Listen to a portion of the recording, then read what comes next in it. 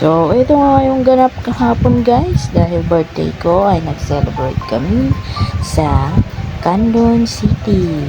So, this is a private lang ng mga family ganaps like that. So, ito na nga birthday ko nga kahapon at nandito kami sa soon to open na Wallibel's Backyard.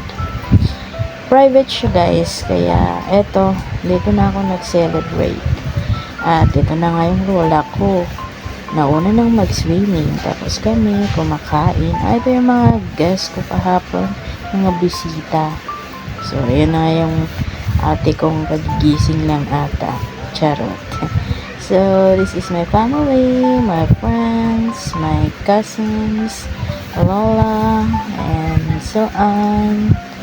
So, ayan. Swimming pool na sila. Nasa swimming pool pala. So, ayan na si Gabi. Balot na balot. Nilalamig na. At yung iba naglalaro na ng volleyball. So, yun. Nag-iisa. Meow, meow, meow. At may couple din tayo. Nagsiklib pa nga. Charot. So, ito nga sila yung mga bisita ko. May mga tambay din dito guys. Yan. Inikot ko nga pala tong swimming pool area. Pool area. So, ayan. Yung kabuuan. So, to open Wallibel's Resort, please follow their page for more information. Cherries. So, ito na nga guys. Thank you for the greetings and everything. And yes.